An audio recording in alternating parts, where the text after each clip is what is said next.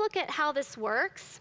And we're just going to do not a lot, but we're going to do a little bit of brain chemistry. And so I want us to see that our brain is made of billions of neurons like these that can form massive numbers of pathways. And each one is very much like a little pathway that you would take in the forest.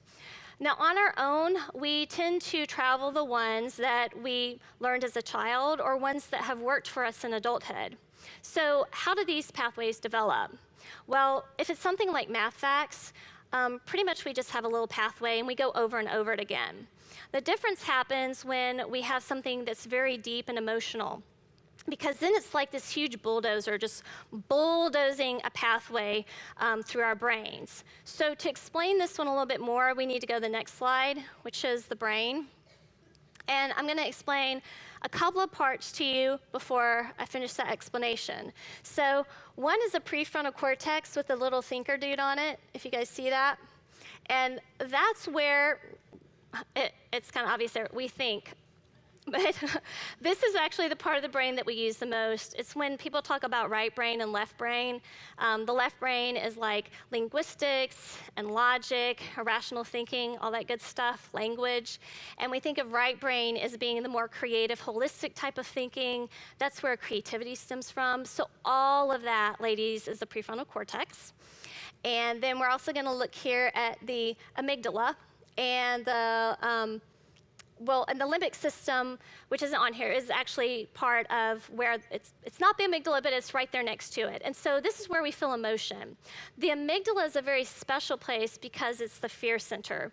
And it's easy for me to remember, and hopefully it'll be easy for you to remember, because one day a lady gave me these bumper stickers that said, "It's not me, it's my amygdala." And Yeah, now you know how I drive. But my youngest daughter came to me and she said, "Mom, like, who is this Amy G. Dalla?" And so I now remember amygdala is Amy G. Dalla. And so the thing with the amygdala is that when we are in fear, it fires very rapidly and it goes, "Hey, get out of there, like this is really bad." And so in certain situations, it can be great. And I'm going to share with you for just a second. You guys don't need to write this down. This is just a quick illustration. Can we get some light here? Or do I need to bring it up? Oh, I'm just going to, since I don't know, I'm going to bring it here. Okay. So here we go. This might be us, like a little girl. And this is, again, how our fear center works. So if we have a little girl, let's say she's riding her bicycle, and then along comes this really mean dog.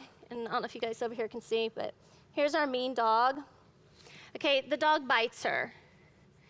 Obviously, she's in massive pain, and her amygdala is going like, "Get out of there, like this is so bad." And so what's happening is, this is kind of if you were a biochemist, basically you'd say like, "Oh, there's a lot more to this." But basically what's happening is that there's a bulldozer path from her amygdala to her prefrontal cortex saying anything that's related to this situation could be bad, so don't go there. And now, when this gets us is later in the future.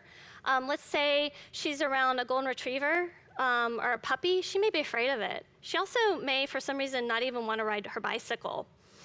And what happens is that because of traumatic experiences, and it doesn't, again, have to be like what we call big T trauma, like, watching someone be killed. It can be getting bitten by a dog. When this happens, it can create what's called a trigger. And so that's like in the moment, for example, when I was with my mother-in-law, and I kind of lost it, and I was like, "Oh my goodness, she's here."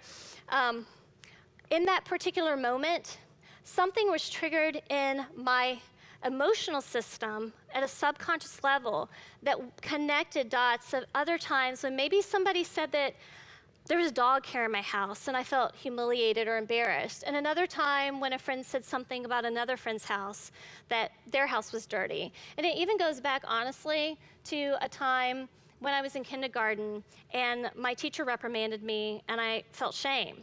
Because the real issue here was about rejection. It wasn't about my mother-in-law at all. And so what we need to do in this situation is, one, we need to recognize what our triggers are. And we know that by being mindful, and mindful means just being aware of what we're feeling, what we're feeling on the inside, noticing how we're responding to our environment. And so, like in that moment with my mother-in-law, if I had just stopped and gone like, wait a minute, why am I so upset about my mother-in-law? I could have then stepped back and gone, oh, okay, this is about something else.